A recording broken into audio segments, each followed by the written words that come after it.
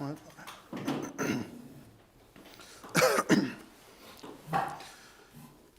We're starting a bit late, so I apologize in advance if I go a few minutes over time. So in this shiur, I'd like to discuss a bit of the background for the very famous basic concept of gebrokts, Shraga, on Pesach. Now, gebrokts of all things is a topic that Grada has had much written about it, including recently, including in very clear fashion, historic fashion. But I feel that I found an angle to the halacha of gebrokts, the history of gebrokts, that has not been fully explored yet, fully emphasized to the extent that I saw, as we shall see. Now, I think we all are starting with the common knowledge that gebrokts is considered a Hasidic chumrah, which is a chumrah we practice in Chabad, as well as other Chasidusin, as opposed to, whereas Stam, Amcha, Stam Yidden, whatever you like to call them, Snagdim, Litvische, Ashkenazim, whatever term you like to use, they don't have this tradition, they don't have this chumrah. What's the Vart of gebrokts? What was the Iker chumrah of gebrokts? We can put it as the original chumrah of the Vart was that people eat knedlach on Pesach, and we're coming up with a hesber as to why we're not going to eat knedlach from matzah meal, from flour that's created from grinding baked matzah. But it's not just knedlach per se, it's also crumbling matzah into the soup, but more specific, well-known ways of eating, using the matzah with your food that were once very common or are still common among those who eat gebrokts. And then in addition, you have the extra nervin of just making sure that no water touches the matzah in any way. But just to phrase it right, the original context was saying, you know what, we have a problem with these machalim, we don't want to crumble the matzah, we don't want to make knedlach anymore. So the question, of course, that's just by way of background. So the question, of course, is, many ask, why did this become a Chassidish thing? What does this have to do with Chassidus? And what is the halachic basis? Is there a halachic basis if no one was makbid on this up until then, until the Chassidim came along? And like I said, things have been written about this already, and among other things, I'll just mention in passing for your general knowledge, Rav Baruch Arberlander has written about the history of the tzuras hamatzah, how the matzah was baked, the changes over time. He's written, he wrote it in Haaretz a bunch of years ago, then he repackaged it, or I didn't go and compare Mistamidis with Harbe Tosefes in Yisrael a couple of years ago, in 2 installments. Gedalia Oberlander has an article on the halacha, the halacha of gebrokts and different yesodis and halacha that are negeya. He printed it in Yisrael, and then it's now in Minig Abisinu B'Yadeinu Mayad and Beis. There's an article by Professor Spiegel in Yiddishasenu about the early history of Ashkenazi Shematzah. There's an article by someone by the name of Levi Cooper who discusses the history of the Chassidus, that angle. There's something in the New Hatam from Beis Mashiach. Someone wrote up a nice overview of the halachas underlying gebrokts. So there's a lot of stuff. 11 has the Aris and the Alter Rebbe Shiva we're going to discuss. Other places I've discussed it, so I'm obviously not here just to recycle that, but it's kedai to mention. The Maimer Musgar, before I get to, obviously the Alter Rebbe is going to be the starting point, but before I get to the Alter Rebbe, we're talking about gebrokts, just as a brief linguistic note, I think a lot of people may not be familiar with what the word gebrokts is or means in Yiddish. And relatedly, I was asked recently by someone who knows Yom Tov Erlich has a song, Shabbos Kodesh. So in that song, there's a line there, Chista brokt kreut, etc. V'zera macht fire, etc. Chavet Shabbos. The person asks, what's brokt kreut? All right, in Gemara, the Gemara says, Chista parim silka. So most people would guess, probably, it means to dip, it means to soak. That's what you think, shruya. I knew that it wasn't that, but I couldn't remember what it was. I went to look it up again. Anyway, that's interesting to know. The word broken means to shred, to crumble. And it's related to the word abrekel, tzebreklin. These are all related words. In fact, the word brechen in Yiddish and the word break in English, they're all related, they're all cousins, they all come from the same Alte German Schwedish. And the word brok is taka used in other ways in Yiddish, not just in reference to gebrokts on Pesach. Einbrocken, hereinbrocken, gebrokt, verbrokt. There's an expression, chotch hakun brok, etc. So the pshat in the song is brokt kreut. He's chopping the vegetables. I don't know how many people hear the song in Taka no Pira Shamilis. So now you know that's what the Gemara is saying. Parim silka. He cut the vegetable. How did he get from silka to kreut? Is a different question for a different discussion. But so Me'el Kumtai said gebrokts. The word in Yiddish is referring specifically to the practice of crumbling the matzah into the soup. That particular version of it, that seems to be the basis for the word. I actually looked around to see if the word is even used in Chabad Yiddish, because we know different people speak different forms of Yiddish. As far as I could see, the word gebrokts, gebrokt or gebrokts, does not appear as a word in Chabad, but you do see the verb in the Rishimis. The Rebbe writes from Frierdiker Rebbe that Achin Shal Pesach, the Rebbe Rashab, flekter daf gebroken. Achin Shal Pesach tafshim anvav. The Rebbe referred to the Indian and said that I was talking about this idea that you don't, it's not just hechetiptza that you're allowed to, but that we go ahead and we do it on purpose. So the Rebbe said, "Mat gehalten in ein broken." That was the Rebbe's lashon. The Rebbe also used it in a sikh in the early years about in a borrowed sense. A person's davening and chapping the words and broken nachana on Pira Shamilis. So I guess that means you're chopping, grinding the words. Akopanim, back to Linyanenu. So the first mocker, the main mocker, Chassidish Shemakaris of this Chassidic practice is the Alter Rebbe's Tshuva.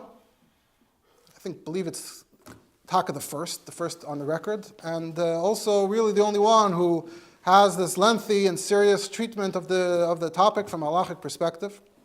And in fact, others point out that in other Chassidish Kreisen, they used to say that, we looked into it, we couldn't even figure out ourselves what the makar, what the yisoid is. Kumtois, it's a za gather, it's the gather is that it doesn't have a makar, but as Vidal Oberlander writes, that doesn't seem to be the case. There definitely is plenty of halachic basis, and as we'll see from Alter Rebbe himself. So there's a tshuva. The tshuva was printed for the first time in one of the early prints of the Alter Rebbe Shulchan Aruch, Tafresh Zayin. Reb Chaim Avram printed another edition of the Shulchan Aruch, and he included a bunch of additional tshuvas, which is how we have many of them. We also have this in Ksav Yad, so it's not the only way we got it, but it's in the Shalos Tshuvas of Kahasna, Siman Vav. I'm going to try to convey what the Alter Rebbe says there and try to simplify it so you really get the Hemshech HaDvarim without turning it into something complex and complicated. So the title in the Ksav Yad is Nidoin Bishul Matzah Shenesparara. That's the terminology, Bishul Matzah Shenesparara, which Nesparara, again, Dafka corresponds very nicely to the word gebrokts. The Alter Rebbe does not use the word shruya at all. I didn't check when different words came into use. But bishul matzah shenesparara. If you crumble the matzah, can you cook it? So we don't have a date. We don't have who it was addressed to. That information was lost. But there are those who try to speculate from within the tshuva itself when it could have been written, as we shall see. So the Alter Rebbe writes, "I got your letter, whoever it was, and I'm here to respond and to address oidos iser bishul matzah shenesparara." Alter Rebbe says, "Be'emes, can't say it's an Isser Gomor or Bar or Medina," and as Alter Rebbe will say later, no one ever mentioned it before. Hard to call something that's not mentioned anywhere an Isser Gomor or Bar or Medina. But the way the Alter Rebbe frames it is, HaMachmer Tovay of Bracha. It's the right thing to do, to be Machmer. And it wouldn't be odd, it wouldn't be strange to say, it's a Chumra B'lei Tam, which is how others talk about it. It's not acceptable to the Alter Rebbe. Time Rabbi Ikka B'Milsa. There's a very good reason. Lizar mechashash iser deiraisa. He says the reason is that there's a shitan Yishayim, and he says shepasak hapri chadash, the pri chadash paskin talach elamaisa. That if you have flour, so now let's take a pause and look at what those Yishayim are talking about. People want to make things on Pesach, so the common solution, which we're discussing, is matzah meal. You take the matzah meal, you take the matzahs. You bake it the way the halacha says you're supposed to bake it, so there's no chashash chametz. Once you have the matzah, so now you're relaxed, we're good. Take the matzah, we grind it, you have matzah meal. Now we can start making recipes. Shaila is, why do you even have to go and go through the whole bother? you have all this flour, steht in Gemara, es kommt aus from Gemara, that if the flour itself is baked, so that also eliminates the possibility for chimutz. So take hundreds of tons of flour, in this day and age would probably be on that scale, take hundreds of tons of flour, and run it through the oven, bake the flour, and you can skip the whole matzah process. I was sharing this with someone in the food business, and immediately he was thinking, the prices would be very different, because matzah mills, after the matzah production, the prices shoot up. Imagine if there was just baked flour, it would be a whole different ball game in terms of the economics of Pesach. So, Rishonim mentioned, the Smak, and Rabbi Yerucham mentioned that Nagu ha'olam lafes kamach soilas betaner l'tzorech hatinoikos. They were doing this. Noshim mesimis kamach l'syabish betaner l'lasas tafshel hatinoikos.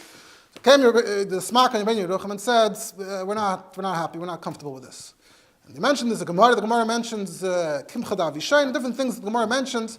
There are certain chashashos that even the Gemara has, and one of them is that if you cook this flour that they would put in the dish, part of the process of cooking, and Gemara says the flour that they put in the dish that's getting cooked makes us nervous that it might not get dumalei bashal shapir v'asil dechimutz. So the Gemara, you already have this tiny yasoid that in the cooking context, if there's a chashash dumalei bashal shapir. So came the Smak and Yerucham and said, Ebazoi, we feel that same concern applies in this scenario where they're putting kamach soilas in the oven and baking it.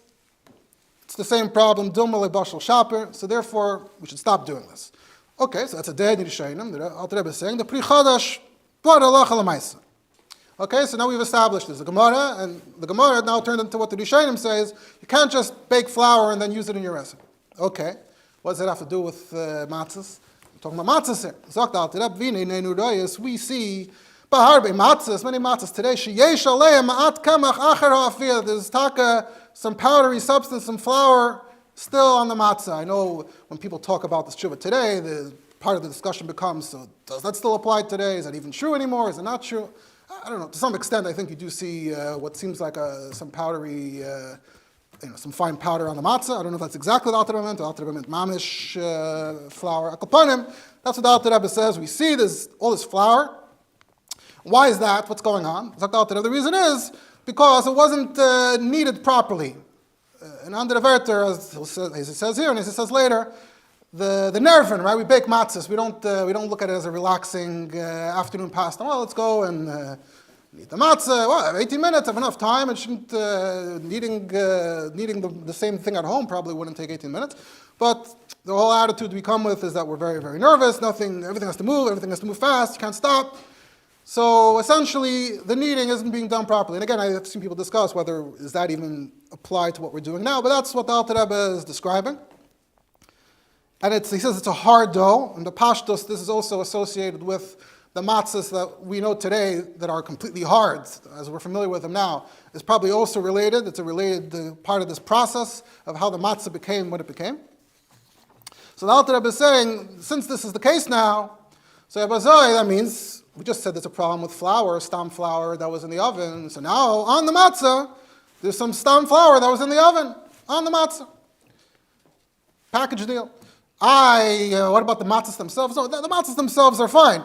But the second you do the next step in your recipe, the second you put the matzah in the soup, so loita pri chadash, who paskin like those Rishonim, say bazoi, bekemach shel gabe matzah, nami ikal amecha shafilu b'di'evet. According to the Rebbe, once you go with this, like that, then it's mamish, das is pshat, like that shita, this is the same kemach.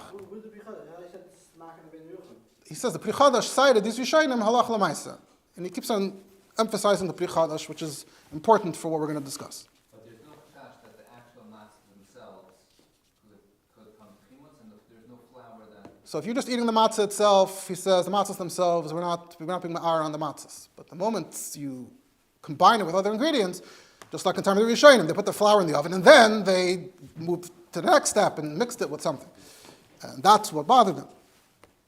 The Pri Chadash, he keeps calling the Pri Chadash. Pri Chadash paskan like these Rishonim. The Pri Chadash himself, if you look there, actually talks about something related and talks about kamach that's on a baked item. and he says that it's not a problem, and he disagrees with the Rashdam, who Taka thought it was a problem.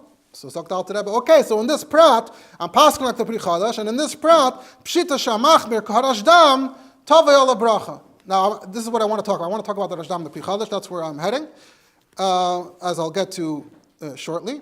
But so what we saw so far is this Vardan Gemara about Dumel Bashal Shaper. Then the Smak and Yeruchim came and applied it to flour in the oven. Pri Chadash cited La Halacha. Pri Chadash is Mamash Halacha Sefer Al Seder Shulchan Aruch. Alter Rebbe wants to now say that now our matzahs have this problem. The Pri Chadash himself, it seems, wouldn't agree in this scenario. So I was there for that. We'll use the Rashdam, which is a Shalas HaTshuvas, and here he uses Amachmer Tovei Ala Bracha. So interesting to pay attention. It's about the Pri Chadash is Ikalamecha Shafilu B'diavad. This prat is Pshita Shamachmer Tovei Ala Bracha. It be interesting to keep track of the different Lashonis. But at any rate, the general thrust is that he's building the structure as we just described, and we're getting to this endpoint, this maskana.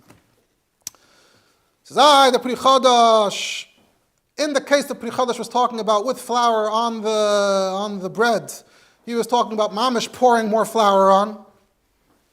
So what we're talking about is a lesser version, and that's not even what they were talking about. They were talking about mamish putting flour, we're talking about less. But no, Dr. Alter Rebbe, Nenu Reyes, we see there's so many matzahs that have some kemach visible after the afiyah, you can't deny it. Dr. Alter Rebbe, and he circles back around, why didn't anyone mention this before? Why am I the first one to mention? Is this a chiddush? Or is this a new thing, or is this a basic halacha? Dr. Alter Rebbe, because it's not matzui, or it wasn't matzui. It's not matzui in normal matzah, normal bread. It's only a problem in the way we're baking our matzahs. There's some history. Amol, they used to take their time, the lisha and the gilgul, and made sure that it was done right. So there was no problem. Here the Alter Rebbe gives this time frame. It's been the last 20 years or so. That what? First, another chumrah spread. The zehira spread. Lamar moed moed belisha. Everything's very hurried. Ve'en lashon yafi yafi. They're not doing it thoroughly and properly. That the Alter Rebbe said started about 20 years ago. So as a result, now we have this kamach on the Isa Kasha, as anyone can see. So based on this 20-year number, people, we know that the gebrokts already started in Mezrich from different places, so Ebazoi, and the Alter Rebbe is saying that it started because of this change in baking the matzahs, so the hashara is that this tshuva must have been written within 20 years after Tafkuf Lamed Beis, which is the last year that Mezrich Magid was alive. So somewhere before Tafkuf Nun Beis is what the Rebbe 11 writes in his edition. And there's much more to discuss about the history and the development of matzahs. It's not what we're focusing on, like I said. Baruch Oberlander wrote about it. And then the Alter Rebbe goes on and says, so now, if you just crumble it into the matzah, into the soup, so that would be the worst. That would be the worst case scenario. Because Imam is putting the flour straight into the soup. It's a chashash issa deiraisa. Interesting, Alter Rebbe says, when you do it, kanohog b'Shabbos. Sounds like he's implying that it was mamish. That was the derech that when Shabbos took a Pesach took a Shabbos, that was the time to crumble matzah into the soup. I think, unless he means b'chalal. Anyway, at any rate, if you put it directly in, because there's no tarevis.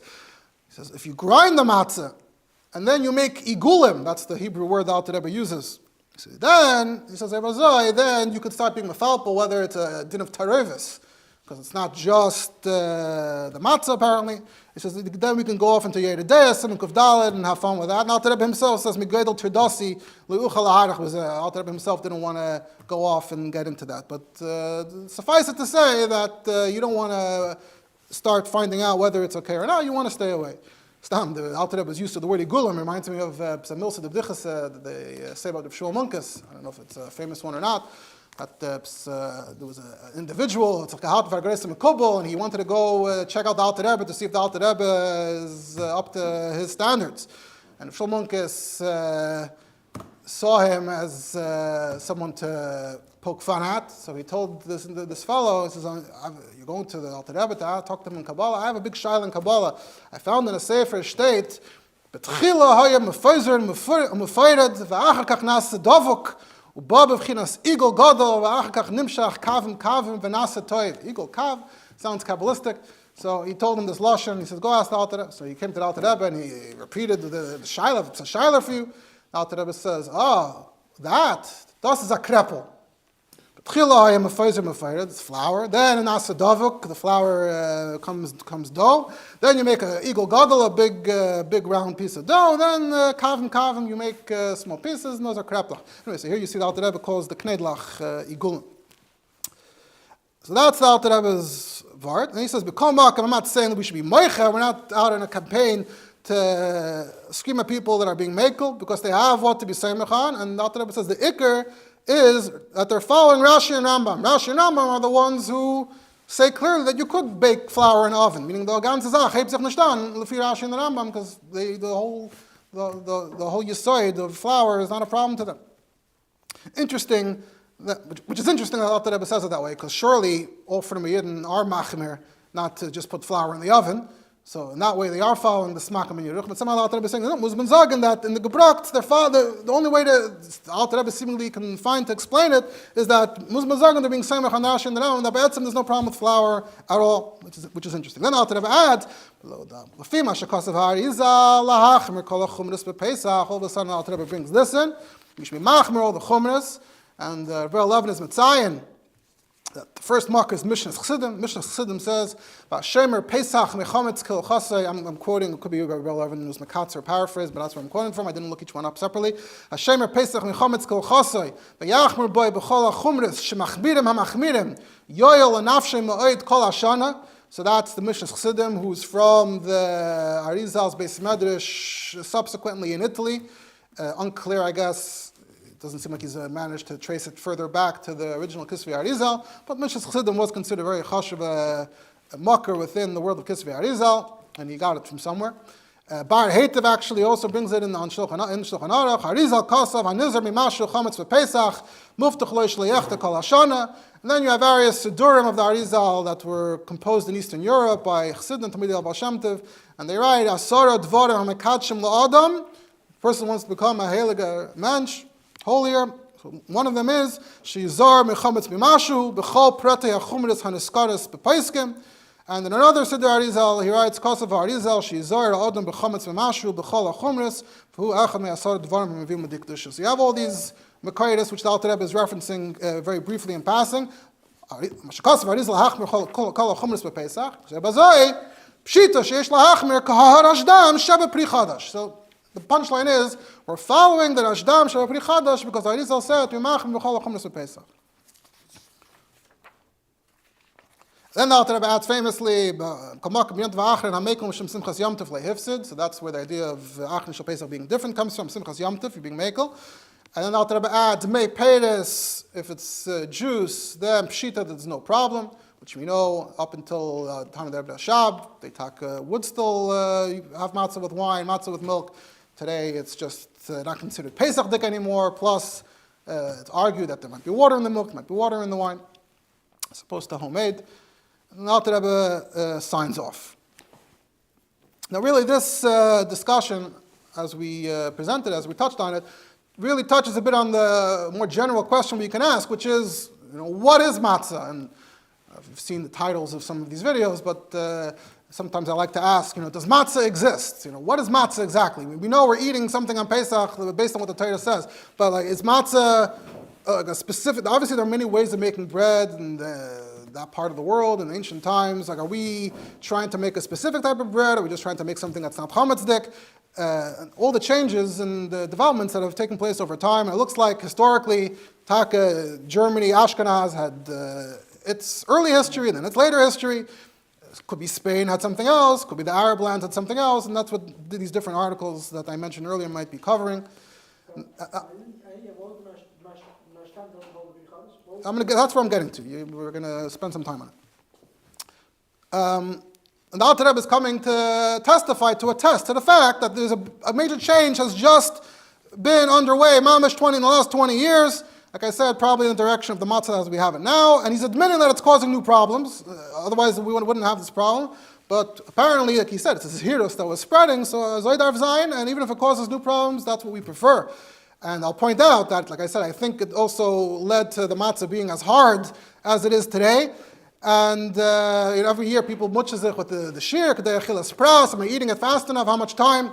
And b'pashas, if you think about it, a normal piece of bread, a normal texture of bread, you would never have the shaila. Eating a Shiur, kedei achilas pras, of normal bread, I would think would not take more than a minute. Because the texture is chewable and digestible, and this texture just very much isn't. And it's not the normal texture of anything that we usually call bread. And in fact, you have Sfardim that say that l'shitasam, b'pashtos, you can't make a hamaitzi matzah because it's not bread, it's a cracker.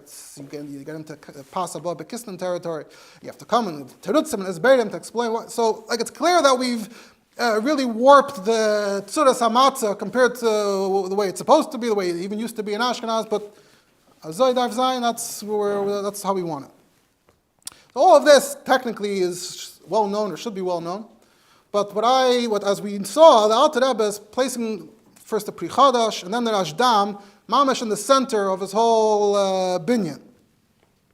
And in all the places that I've seen, even those that talk about this at length, I didn't really see any focus so much on the Pri Chadash and the Rashdam. And it's actually something that triggered my interest, dafka, on this aspect. And I'm going to share with you in a moment. And that's what the focus I want to have here, is to look at this lesser known aspect that contributed essentially to how we have the Isser of gebrokts as we know it today. Right? So if you ask, where does gebrokts come from? Part of the answer will take us back to a bachlekas that happened in Turkey in the 1500s. Now, how did I get to this? So it's negaya to what we're talking about, so I'll mention it. In Iran, there's a group of people called the Bakhtiari. They were these nomadic tribes that live this old way of life. Iran, Dafka, of all countries, is the kind of country that has been very modernized, was very modernized, and if they wanted, they could just join more normal Western-like life. But there are parts of these tribes that are Dafka trying as hard as they can to keep up their old way of living. But in Shiur of 2023, even when you're doing that and you live in a vinkel in Iran, but you also have a YouTube channel, because lots of people love to see how people do things the old-fashioned way. So while they're cutting the grain with the sickle, they're also standing there and taking a video. So I was looking at it a little bit because I was trying to share with my children, show them what ktziris chitim used to look like, what grinding used to look like. So I found this channel from this tribe that showing how they do all these things. And then I came across, at Mamish in the last week, they posted a video of how they make a certain bread called lavash. If I could, I would put the video up. It's very interesting to see, but it's not practical, so you're going to have to rely on my description. I can tell you how to find it if you want. So if you look at this video, you watch what they're doing. You see, after a few minutes, they're mamish making what looks exactly like matzah. They make a dough, and they take small pieces off, and then they take a stick, and they're mamish. They're rolling and rolling, and they flatten it in mamish, flat, come out identical to what you'd see. And again, they're not doing this because it's Pesach, they don't have a mitzvah. This is for real, this is what they taka eat, this is real bread. Larger than ours, though. And then they have some metal bit on top of some heating elements. They don't stick it in a furnace, in a blazing furnace the way we do. That's our invention. So they put it on this small heater, and they flip it over a little bit, and then it comes out looking pretty similar to ours. It even has all the bumps, but that's just because there are bumps on the heater, not that they made holes in it. But you can see it's much, much softer. And it's just very interesting to see this type of food being eaten in its natural habitat, in a natural context, not like I said, not stam, like a mitzvah. So I shared it somewhere, like, oh, it's interesting, the Pesach, to see what they're doing. So someone responded and said, oh, you know what? What they're doing right there is exactly what the Pri Chadash and the Alter Rebbe is describing. That we saw the Alter Rebbe is referring to Pri Chadash, talking about flour on bread. That's mamish, looks like precisely the description that you find in the Pri Chadash, who's quoting from the Rashdam. And the Alter Rebbe is building his whole binyan on the Rashdam and Pri Chadash, based on this concept. So all of a sudden, this becomes a lot more interesting and a lot more relevant. So that's why I want to focus on the Rashdam. and the Pri Chadash, and it's interesting to see it in a more realistic way, to understand where it's coming from in terms of these foods and to compare it to ours, and it'll give us, I think, a better insight into what we're talking about. And in addition, I haven't seen that anyone actually ever went and properly explained the Rashdam al Asar or the Pri Chadash to explain what they were talking about, so that's also new. So in the Shut Rashdam, Chelik Chaim Simon Chavav, the Rashdam is of Shmuel de Medina, lived in the 1500s in Saloniki in Greece. Tshuvas, a very chashuv tshuvas. So in Simcha Vav, it starts off the fourth question. What's the fourth question? So in the new Zichron Aaron, on the bottom they say that it's really every Shal Tshuvas has this problem. When a Pesach writes, gets 4 questions and writes 4 answers back, now your Shaila is, do you print it as one Shaila in Shuvah in the Sefer? Do you split it up? And if you split it up, how do you split it up? So that's what happened here. He got Shailas from a place called Magnesia. Looked it up. What's Magnesia? Today in Turkey, it's a place called Manisa in Turkey. Used to be known as Magnesia. I didn't have a chance to figure out who the person asking was. I imagine it's possible to figure out. So he begins by talking about, and he writes the following, this is the word as it's spelled. Hey, Yud, Vav, Pei or Fei, Kuf, Aleph, Shin or Sin. What is that? So when I see a word like that in a Sefer, I take that as a personal challenge. I always want to know what's the talk of the word to figure it out. So I broke my head. No one seemed to explain. I broke my head a little bit till I figured out that you can look it up. It's on Wikipedia. In Turkey, there's a bread called yufka. Then I asked Rabbi Chitrik, and he said, of course, yufka, everyone knows. He lives in Turkey. But unless you live in Turkey, you wouldn't know this word. It's a Turkish word. So he says, hayufkas. She'oisim b'zeh darach. And now the Rashdam describes how you make yufkas. He says, you take flour, a measure of flour, and then you take half of the measure and you put it in the water, and the woman makes a dough. Then she takes a small piece off, a tegela, as we would say it in Yiddish. Then she gives it to her Goyesha maid. The maid does the harder, the rolling part. So the maid is rolling it. But there's still flour. So that was only half the flour from the measure. From the flour that remains, she keeps on adding, powdering flour as it's being rolled. And if you look in the video, they don't do it quite like that. But if you pay attention in that video that I was describing, you see that while they're rolling it, the surface is covered in flour. So like the thing is constantly being flipped into the flour as they're rolling it and flattening it and straightening it. So that's a key part of how this, what the tshuva here is calling yufka. Until it becomes large and very thin. And then they have a metal on a fire, and she puts it on the metal, and then she flips it over and takes it off. Mamish, that bread.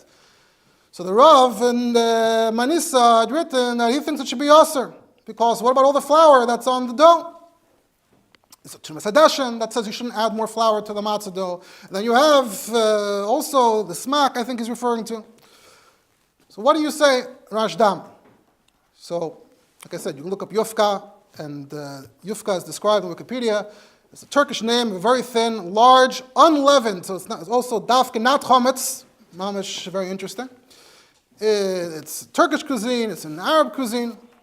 And they mention that it's also known as lavash, meaning what they're calling lavash in Iran is taka the same thing as this. So it's mamish taka, not just looks like what he's describing, but literally is what he's describing. That was the shayla. So what's the tshuva? Zakta tshuva al inyan hayufkas that you wrote. The truth is, I believe, Zakta Rashdam, shemer nafshe yichik me'em. The right thing to do would be to stay away. The Tumas Hadeshin you mentioned, and the flour from the Gemara. You have that ben Yeruchim.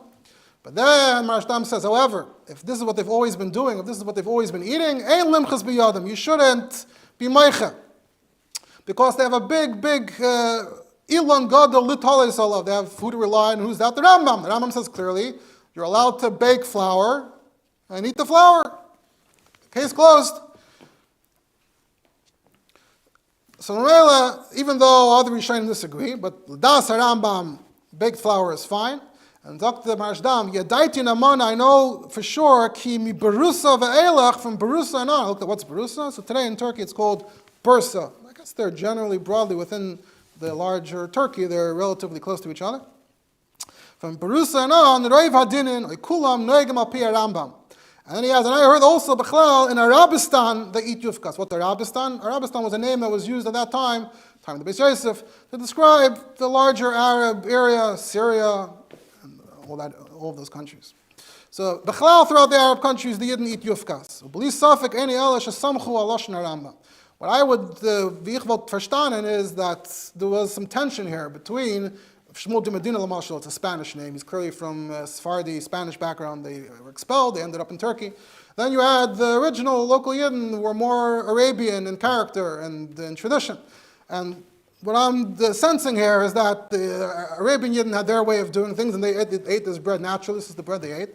And the Sephardim were not used to eating that bread, etc., and it just didn't look right to them. And that's what was causing this. And that's why he's saying, in a Chanami, you're right, between the Rishonim that we follow, Shemer Nafshi, Yerchik Me'am, but they follow the Rambam. We have to be Mekatzer. So Yisayv Dover, even like I said, Shemer Nafshi, Yerchik Me'am, but they have who to rely on. And he says, and if you use matzah meal, then it's taka mutter. And he says, even we make sufganin, we make fried treats from matzah meal. So it's interesting that he himself did eat what we would call gebrokts. Obviously, the Alter Rebbe could be metaretz and say that his matzah was fine. It's no problem if you have the old matzah. The problem is the new Ashkenazi matzah. So interestingly, he technically mentions that he also ate gebrokts from matzah meal, but he's complaining about this scenario in which this flour, which is what the Alter Rebbe is concerned about. Even though we have many other chumras, but even we don't have that chumrah, then he mentions that it's okay for different Jews to coexist and have different minhagim. Why is matzah not Alter Rebbe? I don't get it. What's the matzah? If the matzah is baked properly, there is no flour on it. If it's baked properly, there's no flour on it, Alter Rebbe says that's fine. It's just that if there's flour on it. Marshdam is saying, we have matzah meal, but there's no flour on that matzah, presumably, according to the Alter Rebbe. He's only concerned with the yufka that has flour on it as they bake it. And so he concludes and he says, if you listen to me, drop the whole fight, drop the whole machlekas, and we'll all be better off. That's what the Rashdam was talking about. Then you have the Pri Chadash. Pri Chadash lived 100 years later, 1600s. He's known as being very original and very strong in his opinionated. I spoke about him last year. We were talking about additional Purims, Purim Mitzrayim, Purim this, Purim that. So he has this whole arichas, the yufkas, and he quotes the description essentially from the Marshdam, and he says, Eini yedei be'em shum chashash isser. I don't see any problem. Now this, now that, even Ben Yeruchim, etc. Says over there, that's a whole pile of flour. Here, there's just a little thin layer of flour, not enough for anything to happen. That's what the Alter Rebbe meant when he said that the Pri Chadash, who later, as we'll see, paskins like the Ben Yeruchim, at the same time, when it came to Rashdam's concern, he said, I don't think that's not the same thing. That's just a little flour. That's what the Alter Rebbe has to say. I'm paskin like the Pri Chadash, but being machmir like what the Rashdam held, the Rashdam had a problem with those breads, even though the Pri Chadash himself didn't. Then he mentions that the Marshdam mentions that they used to make gebrokts, sufganim. And he says that there's some achreinim that say that you shouldn't, because there's a ma'aseh, a mol gaver, that there was a woman, an Eishes Chaver, who was using matzah meal, and her neighbor walked in and thought that she was using flour. Say, so you can't just use matzah meal like that. And Rav Gedalia Oberland Ataka, in his essay, his presentation, he begins with a bunch of Rishonim and Achreinim that make this point. He says, even that would be enough of a reason to say that this is a marker for gebrokts. Just a chashash that someone would get the wrong idea. So, the Pri Chadash quotes this from the Knesset Agdayla, and he rejects that as well. Elon uligzuk zeidus midatenu, which is in character for the Pri Chadash. I think it fits also with the thing we were talking about last year. Being mekatzer very much. And he quotes the Rambam, who says b'chlal that roasting the flour is fine, but the Beis Yosef brings Ben Yeruchim and the smack. And here the Pri Chadash says, "Lohem sheimim shehem rabim the kol sheken lahachmer b'yisura deiraisa." So that's where the Alter Rebbe is saying the Pri Chadash paskin. That's this line over here that we have to listen to them because they're the roiv, especially the hachmer b'yisura deiraisa. And then again, the Alter Rebbe, though we just said earlier, he didn't agree in the scenario that the Alter Rebbe is talking about. So for that, we need the Rashdam. And again, he talks about the different chashash and a different food, and he says the yufkas should be fine. The yufkas, the way it's done, the flour is fine, the metal, the way it's done, he didn't see a problem with it. So he's consistent with that. So I think just by seeing this entire background, the Rashdam and the Pri Chadash, and especially to understand the Metzias, and if you can see the Metzias would be even better, I think that gives us a whole different degree of understanding and insight into what the Alter Rebbe was saying, and we can truly understand where the concept of gebrokts originated from and where the Alter Rebbe took it from. It didn't mamish come out of completely out of nowhere. Like I said, there's much more in the halachic background from a Gedalia Oberlander, the Stark, from a Baruch Oberlander. We can't get into all that. But I just want to focus on the last part. The Alter Rebbe at the end threw in the Arizal. Meaning, the question was, why dafke Chassidim? Why dafke Chassidus? So the vart is that Chassidim and Chassidus began as even before Chassidim and Chassidus came along, there were people that were following Minhag Arizal, Yidden that wanted to serve the Eibishter on a higher level. They look around, they're not happy with how everyone else is living their Yiddishkeit. They're trying to take it to the next level. That's Davar Pasha. And in Kabbalah and in Chassidus, Chametz in particular has a certain significance. Chametz, we look at, Matzah we look at as the Meichel HaEmunah. On Pesach, we look at Chametz as being Mamish, the complete opposite. So it's not just a technical halachic thing, we found the halacha, we found the chumrah. But Pashtus, Yesh Leimar, that, and not everyone who writes about this in the halachic aspect mentions this, because it's maybe meta halachic, but it's a ruchnis de gazach. There's a chsidish ruchnis de gazach, an attitude, a way of looking at what chametz is. And when we spend Pesach getting nervous about chametz, what that's really supposed to mean is it's supposed to be a stand-in for being nervous about klippe, kfira, whatever it is that we want to get rid of. So that's where you see that Alter Rebbe himself, towards the end, brings in that Arizal in the way he does.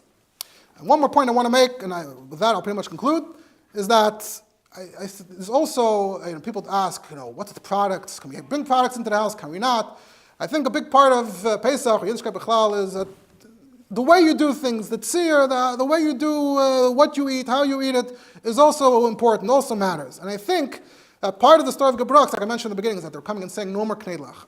The impression that I get was that kneidlach taka was considered mamish kamal like a Pesach deka meichel, or crumbling the matzah was like a Pesach deka meichel, just like Purim, there's kreplach, there's halachic, there's certain machalim that are associated with the Yom Tif. I think kneidlach and gebrokts also had that association, and they're coming and taking that away. And that was why it was a bigger deal. And where do I see a raya to this? There's a famous quote that gets quoted a lot these days. Rabbi Isaac of Vitebsk wrote at Shuvah about some Shaila and Hilchos Pesach, and he mentions that in Mezrich they already were makbid on Shruya and gebrokts. So what did they do? They had kneidlach though. What did they do? Achap says in Shulchan Aruch that you're allowed to take kitnius and make matzah out of kitnius. When you say kitnius is also don't touch kitnius, it means stam to eat rice, stam to eat grain. But if you take it to the matzah bakery and you grind it and you run it through the matzah bakery, you do it all above board properly, you can have kitnius on Pesach, no problem. Nachmer, he says, Dad, they wouldn't keep shruya, they wouldn't keep gebrokts with this. So Ebazai, you can't use the matzah meal for kneidlach, so you make kedistika matzah, you grind that, and then you mix that with your ingredients, and you have kneidlach. Why are they going out of their way? Chremslach and kneidlach, why are they going out of their way to do this? L'chayra, that indicates to me that it was a Pesach Dika Meichel. They weren't, when they started the Chumrah, they weren't so willing to just drop the kneidlach. And Kanaf Shazog, and that's taka also the Pshat in the Alter Rebbe. Alter Rebbe says, Yom Tov Acher and Simchas Yom Tov Lehifsit. Obviously, the Rebbe explained it on a different level, but what's the Alter Rebbe talking about? So, can sagen that Kneidlach was part of Simchas Yom Tov. Kneidlach was not a Pesach, was not a Simchas Yom Tov. So, to make sure that Pesach didn't go by without any Kneidlach, or gebrokts, the two things the Alter Rebbe describes, that's why the Alter Rebbe said what he said. Over time, I think at this point we don't associate it with Pesach, and right, potatoes came, and the other things that are Pesach dik that we associate as Pesach dik and Machalim. As we saw, different things changed over time. But so now it's more of a chayk. Why are we eating kneidlach? So that's why the Rebbe has to come along and say that no, it's a sach, a tif for the var. It's not just you're happy because you got to eat kneidlach and you were missing the kneidlach the whole Pesach. Kapanim, in conclusion, like we said, this is all really about the ruchnis tikatoichen of the Yom Tov. It's not just about being nervous and screaming at people and upsetting yourself. The vart is, like we said, Hashemer Pesach, Mechametz Kol Chasei, V'yachmer Boi, V'chol HaChumras, Shemachmirim HaMachmirim, Yoel Anafshem Moed Kol Hashana. That should be our kavanah, that should be our intention, going into Pesach, and Muftach Leish Leyachta Kol Hashana, Mekadshem Es Adam, Mevinus Adam Dekdusha, Kashrin, and Freilach in Pesach.